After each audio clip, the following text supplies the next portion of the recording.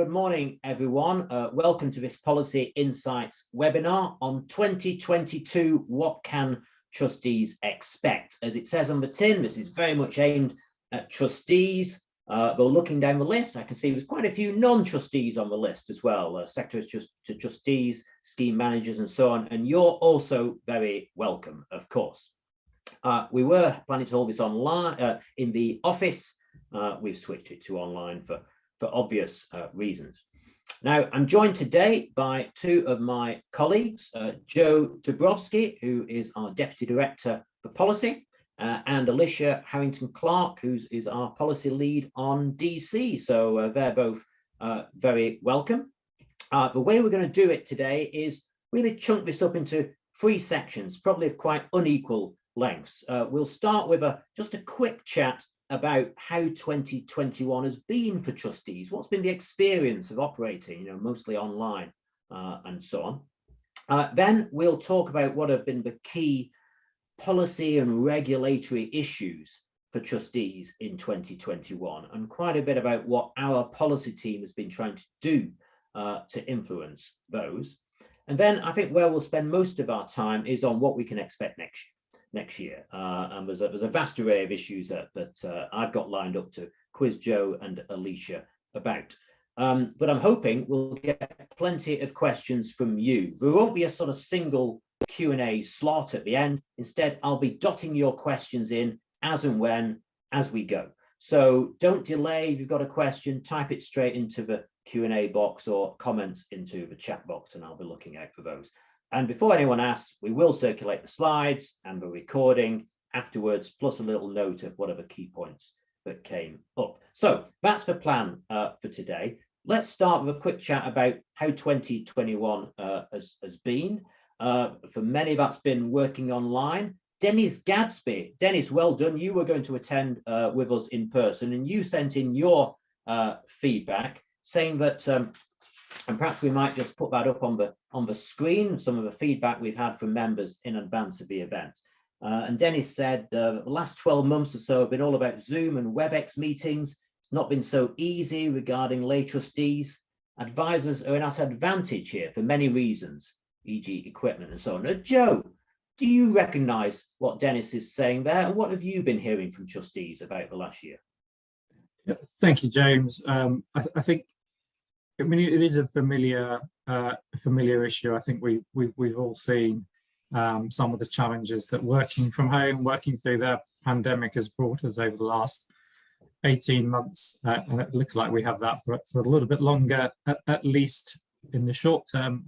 Hopefully that will raise a mixture of feedback from funds generally when we talk to them about this particular issue. Some have found it incredibly useful, as once you've got the technology and everything else set up, people have been having kind of more rapid fire, regular catch-ups, and they found that's easier to move certain things forward.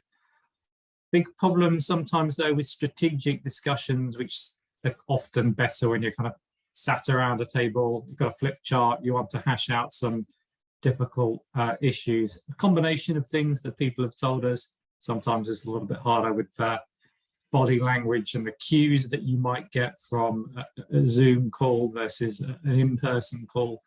And also the dynamic is obviously slightly different. It's kind of take your turns mostly in some of these Zoom and Teams discussions. So I think, some people have found it difficult. It's worked well for others, but it feels like hybridity is probably here to stay in some form or another. I think on the broader question, a lot of the comments you've got up here reflect, I think, what we've seen as, frankly, an incredibly busy year for trustees and schemes, trying to get to grips with lots of regulatory change, lots of changes in guidance, an enormous volume of content on almost every issue imaginable kind of coming through. And we'll probably talk about that a little bit more in the next session. Thanks, Joe. And I see Dennis is I'm sure he's pleased with raising his question. Thanks, Dennis. He says he does indeed feel lay trustees have been left behind a bit on the IT front, and I'm sure that's the case, perhaps in some smaller schemes. Alyshia, maybe I could just bring you in. How would you answer the question about, you know, what you've picked up about trustees' experience this year? What have you been hearing? Absolutely, thank you, James. Morning, and thank you, Dennis, for the question, because I think it's quite pertinent to all of us. Actually, I think, you know, trustees are people too, and all of us as people have experienced quite sort of different working environment, I guess, over 2020 and 2021. I think I personally find I live in the middle of nowhere, and I have a quite appalling and very patchy internet connection, and you know that has its ups and downs, right? You know, that's a problem for engaging forcefully and in a consistent way in virtual meetings. So I think, you know, I do feel everyone's pain. I think I'm not a trustee, but I think one of the things that I hear from trustees is that people's tolerance, and like I say, trustees are people too, people's tolerance for virtual meetings is quite different to their physical meetings. So the length of meeting, the frequency of meeting, the topic and structures covered. And I think we've all experienced that to a greater or lesser extent over this time. I think also, just to echo something Joe said, and to echo something James mentioned earlier as well, in terms of the announcements yesterday, I think it's really clear that this is not a short-term blip. You know, this is going to be something that we're going to have to deal with over time, and it's a sort of new normal rather than a short-term adjustment. And so I guess, you know, for those of us that do have a dodgy internet, you know, I'm going to get fibre. My end of the village is getting fibre at the end of the year. How exciting. And, you know, it will be stuff like that makes a difference. We've all got used to using technology in a different way. You know, flip charts of the future may be virtual, to Joe's point. So I think it's difficult. And I think that return to, or attempted return to hybridity and also in person will change things again. And from what I've heard, some have embraced the opportunity, some have been horrified by the experience, and we've all had probably different views on it, depending on where we've been at different times during the year. So, you know, I think it'll be interesting to see how we progress into the new normal and the future of hybridity. Well, Alyshia, good luck with getting the fibre installed. I see one of our delegates says, surely schemes should provide lay trustees with the IT equipment and support they need. I'm not sure that always happens. Any comments on that? I mean, it feels like it would be a perfectly sensible approach for schemes or employers to support lay trustees with that. If people need a laptop to fulfill what is, you know, a vital role, or need some support in other means, you know, that should be forthcoming. Think of it, you know, almost like training or anything else. If you can do the job, you need the tools to be able to do it properly. Okay, thanks, Joe. Well, let's move on and look at what have been the sort of key policy and regulatory issues in 2021. And Joe, perhaps before we get on to the actual specifics, maybe you could tell us a little bit about what we're trying to do in our PLSA policy team. You know, how we're trying to influence the issues, how we decide what those issues are. Thank you very much, James. If we can move to the next slide, that would be great. So I'm not going to talk through this slide in detail. Everybody can see it and read it. One of the key things that we're looking for with our policy priorities is to support our members and to ensure that we have a system essentially that is fit for purpose and delivers good outcomes at the end of it. I mean, that's not quite what it says on the paper, but this kind of crude summary of where we are. And there's all sorts of activities that we do through the year in order to kind of help deliver that. But maybe just in terms of governance, it's probably worth recapping. You know, how do we decide what we're doing? And you know, what process do we go through and who's involved? So kind of at the top level, the priorities that we agree are set by the policy board. We're working currently on a 4-year program that was agreed with the policy board, with the PLSA board ultimately. But that is fed through from a combination of different places, that from our committees, which are sectoral, you know, DB, DC, Master Trust, LGPS, We have a number of working groups, which includes specialisms, stewardship, investment, legal, and others. All of this kind of feeds through. Plus, of course, James and his team have many meetings with members one-to-one and in group settings such as this throughout the year. So we're gathering all of this information. Plus, obviously, we're engaging with the industry and regulators and getting a sense of actually what's most important, where do people feel that the kind of biggest needs are, and also what's kind of timely. I think that's one important factor that isn't necessarily kind of obvious. It's important to push on certain priorities at the right time. We had previously considered, just before the pandemic, we were thinking, okay, now it's time to pick up a big push on adequacy, for example, again, but picking that topic and running through it whilst everybody was really struggling with the pandemic and the economic uncertainty was not going to work, was it? So being mindful of that wider environment is crucial to what we do. In 2021, the things that we set out to do, as our biggest priorities were things like pensions tax relief, responsible investment and stewardship, the pensions dashboard, DC decumulation, and DB funding code.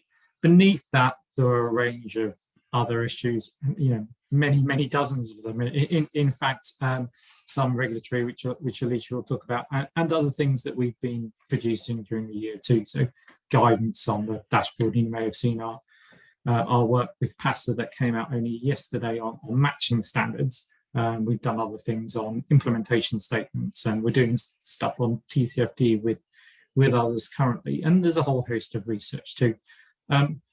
So we're trying to achieve these things. There has been an enormous amount going on too from government, and kind of just pick on some of the kind of big themes that we've seen through the year too, and some of that kind of has fed through to a lot of the consultations, and will continue through to 2022 too.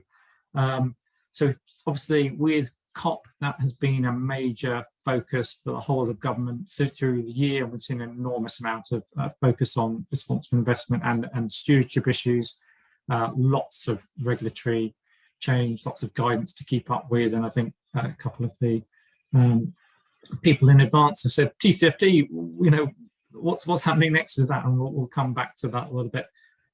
Consolidation continues to be a big theme. Certainly, it's something the minister is really interested in. I had a meeting with him earlier in the week, and he was mentioning that again. Engagement, safer engagement, lots of measures as well to try and get more information into savers' hands. I think one of the questions that we always tackle with is the information that's being requested or suggested by regulators actually consumable and helpful to savers, or is it just more regulatory disclosure?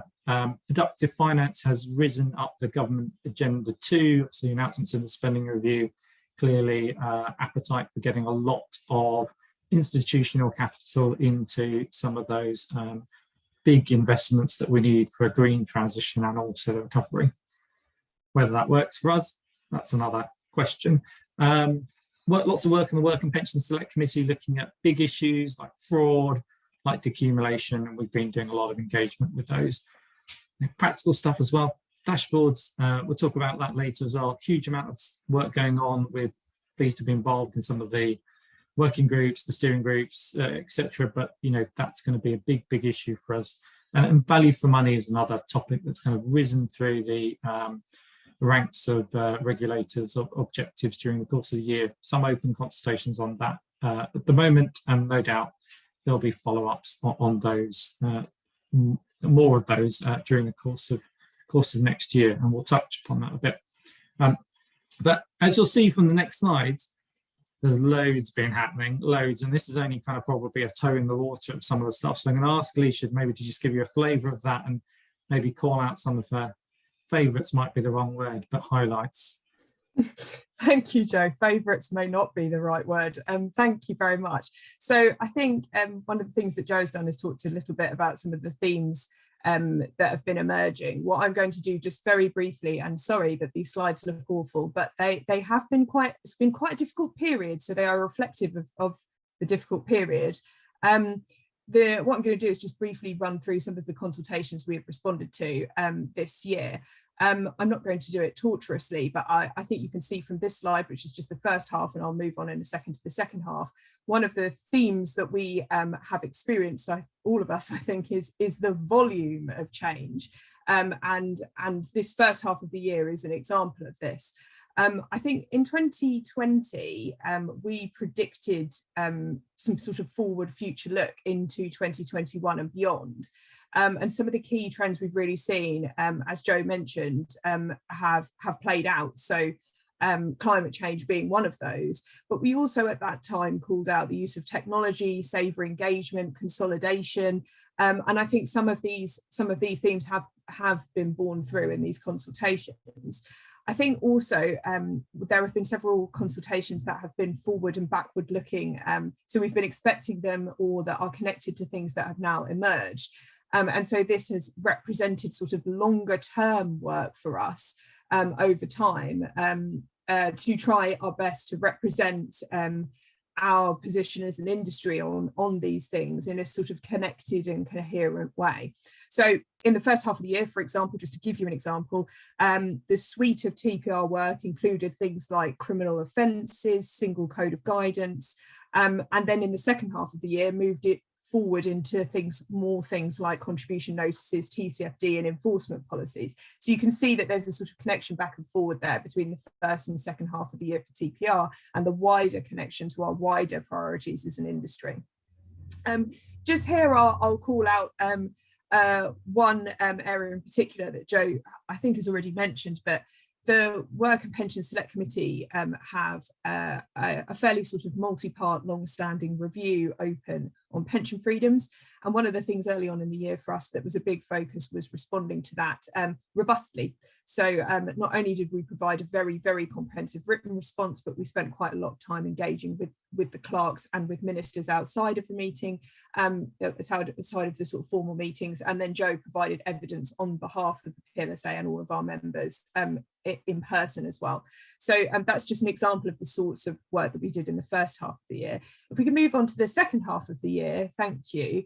You can see that we've also had even more. So in a sense, you can see there that November was the only month where we didn't have multiple consultations open at once, I think, or multiple consultations due at once. But throughout the year, you'll have seen that we have multiple consultations open across multiple different areas with different interests sort of represented at all times.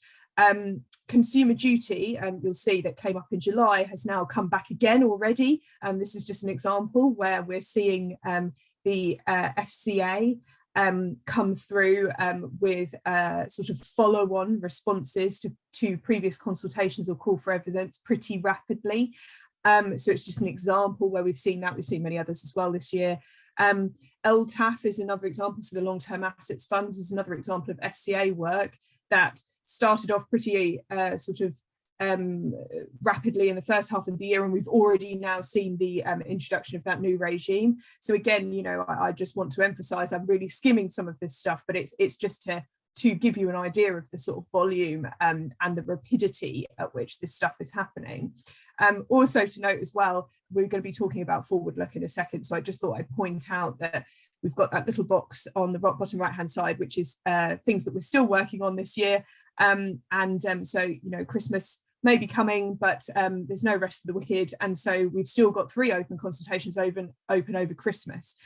So this just again illustrates the speed, rapidity and sort of variation and volume of different open consultations. I think one of my favorites, Joe asked about my favorites, one of my favorites, not a favorite really, but an interesting one at least, was consolidation.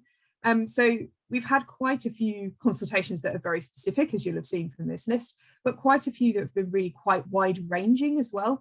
And the consolidation agenda has taken on a quite different, I guess, sort of new and broad scope, at least in part in the latter end of the year, where there was more of a discussion paper from DWP about and including some more radical suggestions about market dynamics and structure.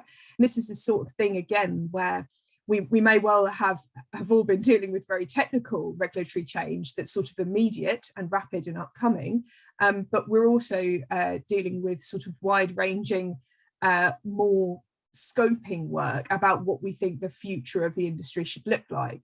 And so, though it definitely wasn't necessarily, it didn't necessarily include some of my favourite initiatives or proposals of the year, it was one of those that was more interesting to work on, because it begged some really interesting questions about what we expect the industry to look like. That was all I was going to say for this, but I'm absolutely happy to take any questions or thoughts on any of these that have been listed. Thanks, Alyshia. It's a massive list there, and that's just consultations you've been talking through. There's all sorts of other interactions with policymakers as well. I know. Perhaps back to Joe. I mean, I know, Joe, a lot of this policy work is trying to sort of influence the direction of government thinking and push issues, some issues up the agenda and others down. Have there been moments when you've been able to sort of declare victory on an issue where we've really been able to say, yes, we got the government or the regulator to change tack on that issue? Yeah, thanks, James. I think it's a really good question. There are lots of wins. I think I mean, kind of categorize them in lots of different ways. So some of them are small, some of them are tonal, some of them are influencing direction, some of them feel more obviously tangible to start with. One of the big things that we try and do is first of all stamp out bad ideas before they begin to flourish too much, and it's either reassuring or alarming to know that there's quite a lot of that happens. In the back offices of various regulators and departments, all sorts of crazy things get thought of. Unfortunately, we managed to stop those before they go too far most of the time. And then the smaller things, which I might categorise as when we look at the harmonisation code, for example, we had a lot of engagement with the regulator around changes. They made a change in the code which wasn't previously in the kind of written version on the harmonisation code, which is changing how funds could invest in unlisted investments, and that was causing quite a lot of alarm for members. Certainly big ones who invested across all sorts of kind of alternatives in particular. And fortunately, we were able to persuade the regulators to make those changes. And kind of coming back a stage, we had an enormous amount of engagement with the regulator on the harmonisation code, in particular the LGPS members and others, before they got to the stage of publishing it. So a lot of ironing out of certain things before they even emerge. And you have those kind of soft wins that are slightly less immediately visible too. A couple of other big things I've just mentioned for now. So nearly all of our recommendations from our investment climate report from last October were made by government this year. We might have wanted them all in quite such a glut at sometimes, but that's really been successful for us. We'd also think about the DBP from the work that Alyshia and her team have done on decumulation. But we're now seeing a call for evidence in the spring announced by government on decumulation issues, and we think that's a really important opportunity to develop the right kind of framework for savers as they go into retirement, given some of the problems and the gaps that exist in the current market. Other things like pensions tax, where we've done a lot of work, certainly in the front end of this year. And please do, if you want to learn anything about pensions tax, go away, read those detailed reports, which include analysis of impacts on savers in different circumstances. We think doing that work has really helped Treasury realise there isn't like a magic bullet or a lever that they can pull to solve the issue and suddenly generate billions and billions of pounds of Treasury savings to do other things with. And we think it's important to kind of protect that regime and land in a place, set against our principles, which works for schemes and savers, because we spend a long time thinking about those kinds of things. I've got to say, the retirement living standards, to me, another enormous success in the year. We've got probably getting up close to 20 million people using the standards. We're really pleased with the kind of national and scheme coverage that the standards getting, helping have that national conversation about pension savings and adequacy, which I think is going to be vital to all of us as we think about how to engage members and make sure that they have good outcomes. We'll come on to dashboard and some of the work we've done in that and some recent guidance, really trying to make sure that the program that's kind of running the dashboard understands some of the issues and concerns that pension schemes have. We're pleased they are listening. Still quite a lot of work to be done. There'll be some more materials on this particular topic coming from us soon, so watch out for that, and that'll probably help you with your thinking about it. But yeah, a whole range of things. Sorry, James, I rattled on a little bit from small to big. And I'm really pleased with what we've been able to achieve during the year. Great, that's really good to hear, Joe. And just to pick up on what you said about retirement living standards, as you know, I talked to a lot of members. It's been very encouraging to hear how many of our members are now really using those retirement living standards on the scheme websites and the literature to members. And if there's anyone on this call who wants to start doing that, who perhaps hasn't sort of embraced the retirement living standards yet, then drop me a line or Alyshia, and we'll get the details to you. I just wanted to pick up one specific with Alyshia, if I might. So an issue that Gordon Taylor at Bailey Gifford sent in before the webinar about the new transfer regulations, Alyshia. He says they're causing our administrator pain with the scope of their safe harbour being narrower than expected. Says it's all well intended by TPR, but doesn't seem joined up. What's your comment on that? Thank you. Yes, I don't disagree actually with Dennis's sort of review and position on this. I think many of the initiatives that we've seen this year have led us really to raise concerns with government and all regulators about how each individual strand or intervention links up with and is additive to an overall strategy. So I think on occasion we've even raised concerns about the clarity of that overall strategy, I have to admit. And I think one of the things that you've seen from what we've done in 2021, and also when we get to talk to 2022, you'll see this hopefully as well, is that we're trying to be really clear about what we think the priorities should be. Particularly where, like in the scam space, where we're trying to protect or enhance an existing framework for the benefit of savers, and how we think we pull relative, or how different levers could be pulled relatively to get to that aim.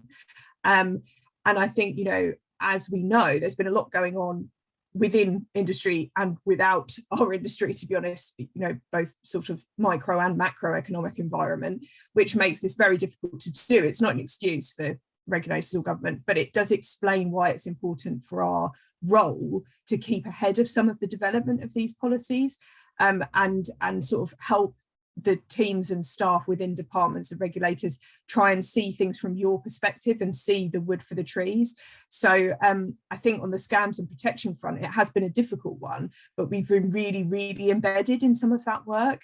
And I think that there's some merit in the correction that Dennis suggests about the timing and phasing. He suggests some timing and phasing differences, which I have to say I completely agree with, between transfer regs and the scams pledge, for example.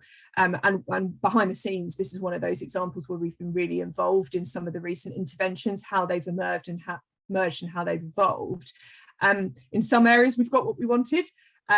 So some of the early examples of proposals in this space were very, very costly, really very complicated to administer, varied across the market, that sort of thing.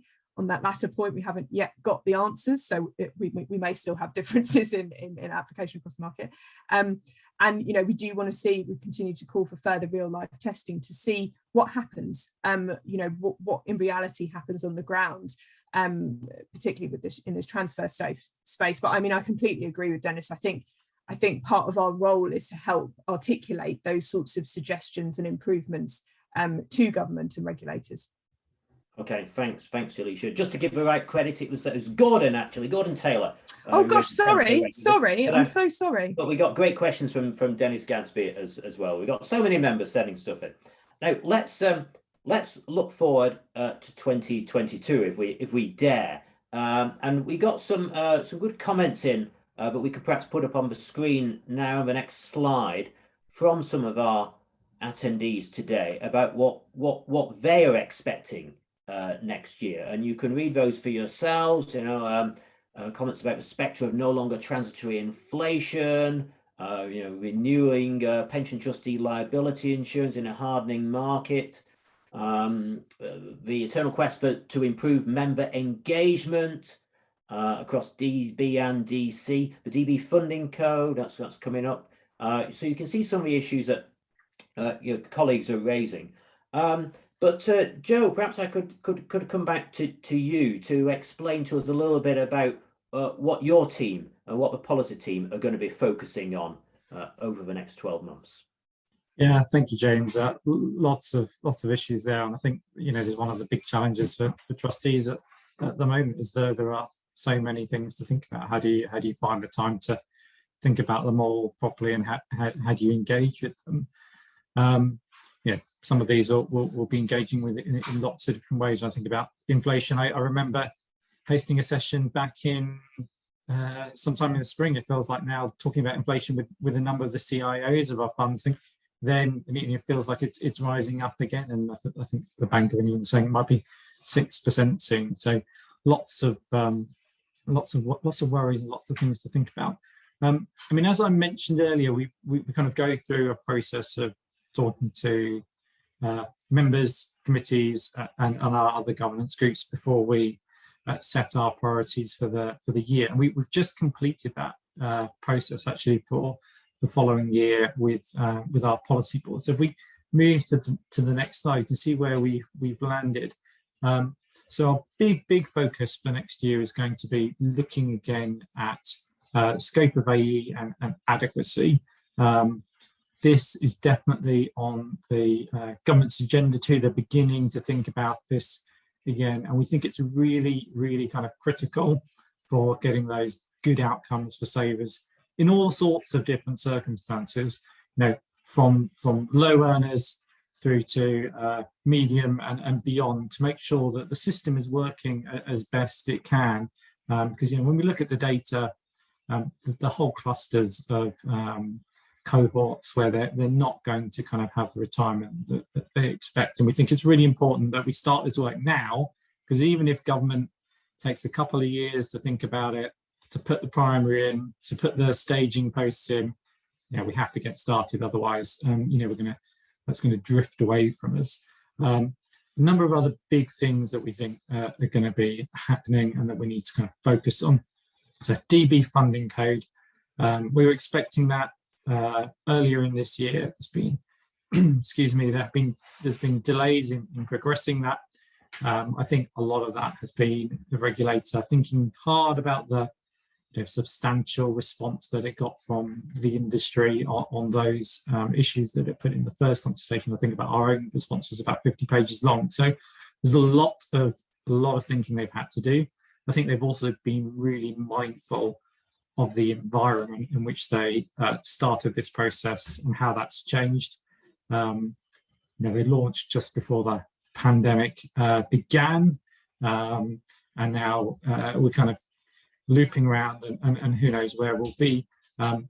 Positive signs across that same period, though. DB funding has really improved. If you look at the data from the PPF and others, but it's still, there are lots of challenges. There's a lot of uncertainty around some employer covenants. So we'll be looking to engage in that and make sure that kind of lands in the right place for those fast track bespoke approaches, for example.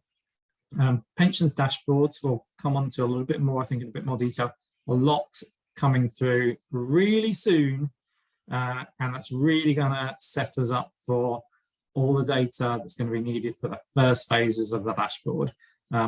If you've not started looking at your data matching, have a look at that, have a look at our guidance, but also we expect this to be a massive theme next year.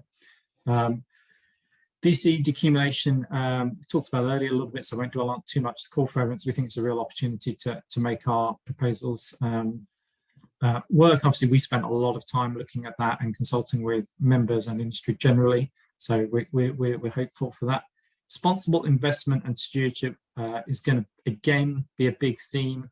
I think we'll see probably less new stuff, certainly for pension funds, around TCFD and other things.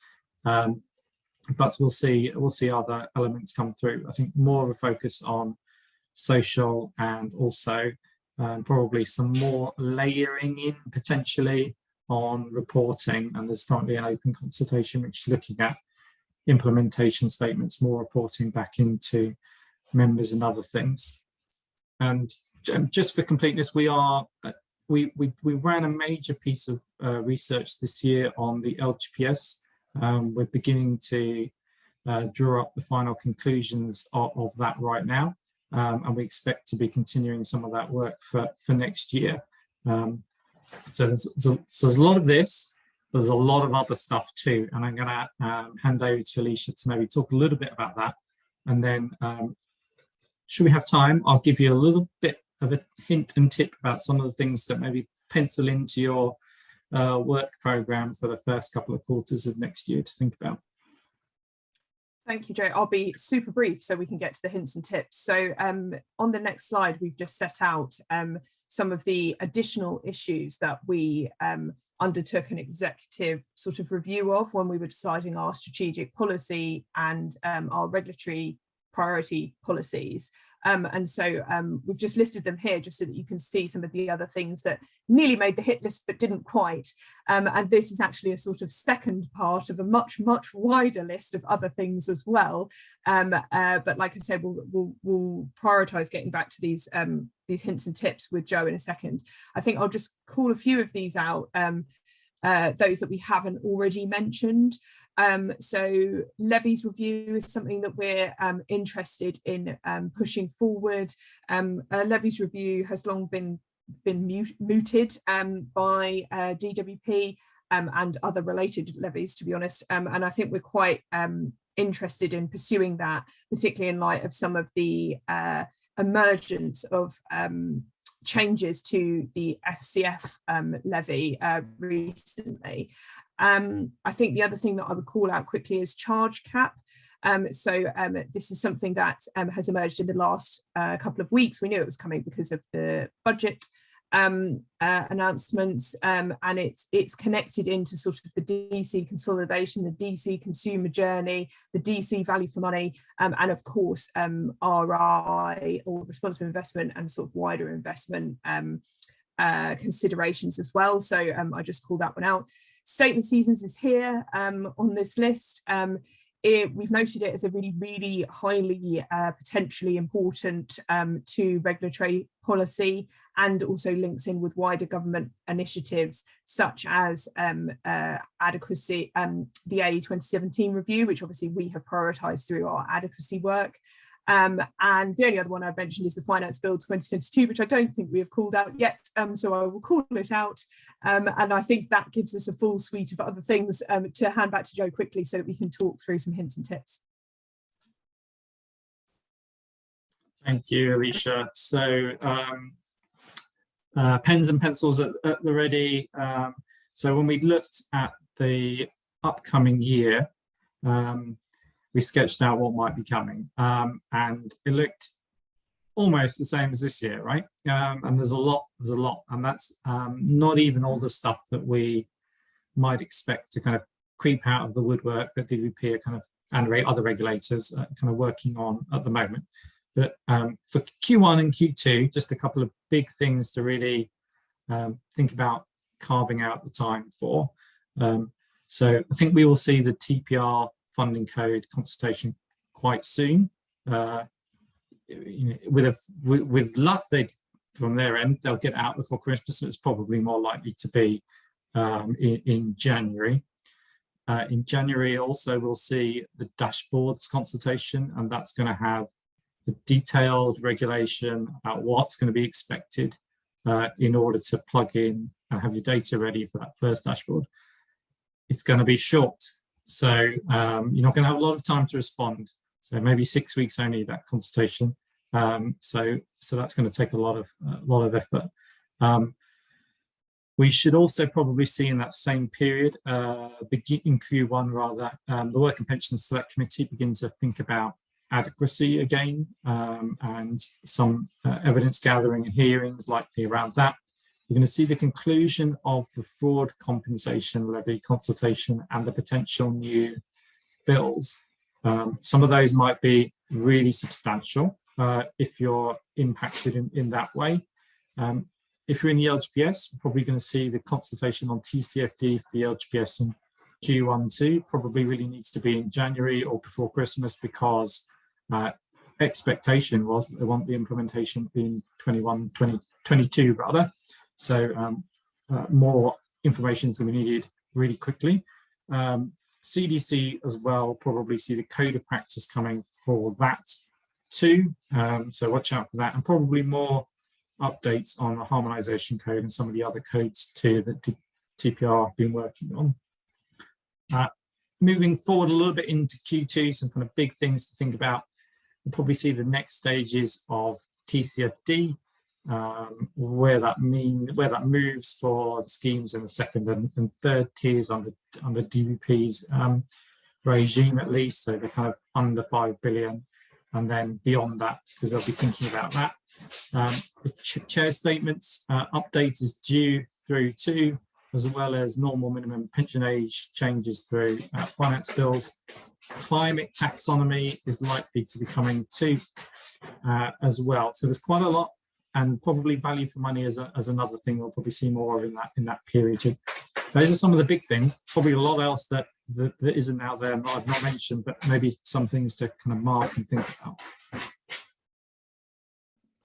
Joe, that's quite a formidable. You called it hints and tips list. I think more of a sort of a worrying checklist for trustees to watch out for next year. Just one I wanted to pick up on. I think it was Gordon Taylor before the event who highlighted it as well. TCFD for sort of medium and smaller schemes. Maybe you could say a little bit more about what that's going to mean for them and what they should be doing to get ready for it. Thanks, James. So lots of the larger funds are going through TCFD at the moment, and I know a number of other funds have started early on it too. At the moment, we're doing some work with the Investment Association and the ABI to try and get some common reporting templates from managers to funds, which should help. We'll also be looking and talking to those big funds that have been through the kind of first process in order to understand what lessons they've learned, how best to go about it, and what other schemes can kind of pick up from that. We may produce some supporting guidance on materials, have some webinars about that in due course. So watch out for those. The key thing is starting early. Even the very largest funds that we've talked to over the past year or so, some of whom have been doing it under their own steam, and some of them have been thinking about it regularly. It's taken them about a year to get ready. To have the trustee board discussions, to begin to have the discussions about the metrics that they want to use and how they want to report it. So if you're not started, I think start now, start to have those conversations. And the other thing will be, clearly there may be quite a lot of demand from other sources about how to draw on. So if you're front of the queue, you'll be doing better. Okay, thanks. Well, that's good advice, Joe, I'm sure, about starting early on those reporting requirements on climate investing. Well, looking at the clock, we're nearly out of time. So I think we'll have to sort of draw to a close there. Look, Alyshia, Joe, thank you very much for spending time with us today. You've given us a huge amount of content in 45 minutes, and I think really shone a light on the wide array of work that your teams are doing on behalf of our members to try and get some sensible input into Whitehall, Westminster, the regulators, and so on. So thank you very much. Just to repeat, we will be sending the recording of this and the slides, and also my little write-up I'm doing this afternoon of Joe's worrying list of hints and tips. So you've got that checklist of things for your trustee board to look out for next year. So that will all come round in the next day or so. I just want to quickly mention our events next year. I know we must have the announcements from government yesterday, but we are planning to go back to running some of our bigger conferences face-to-face next year. So dates for your diary, we've got an online ESG conference on the 9th and 10th of March, so that's online. But then we'll be face-to-face, we very much hope, in Edinburgh for our investment conference on the 25th and 26th of May, a bit later than its traditional slot. For our local authority colleagues, we'll have their conference at the Cotswold Water Park, 13th to the 15th of June, again a little later than usual. And then our annual conference will be in Liverpool on the 12th and 13th of October. So do put those dates in your diary, and they're all on our website as well. Other than that, thanks again, Alyshia and Joe. Thank you to Dennis Gadsby and Gordon Taylor, gold stars, gents, for sending in your input ahead of the event. And thank you to everyone who's dialed in, and I hope enjoyed and found this event useful. I certainly have. Other than that, have a great Christmas and goodbye, everyone.